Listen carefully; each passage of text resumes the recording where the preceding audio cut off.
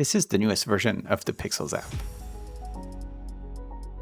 It looks mostly the same, except for this new app action screen right here, which are global to all your dice. I'm going to add a speak action as a test. 19. And without doing anything else, 11. text-to-speech is just working. 9. 15. Another great feature, which is a quality of life feature really, is that it still works when off. 8. 20. So I know it's been a long time coming, but it's finally here. The other feature I wanted to show you today is the 3DDice integration directly from the app.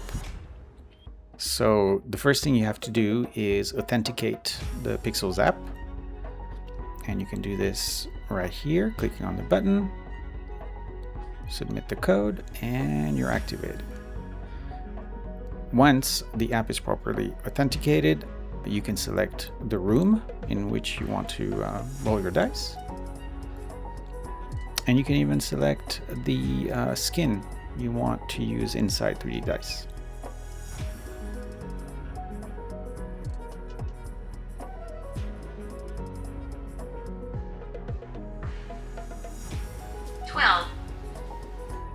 Oh, I had both actions on, so let me turn off the speak one so we can focus on the 3DDice rolls. And there's a 20. 19. You get the idea.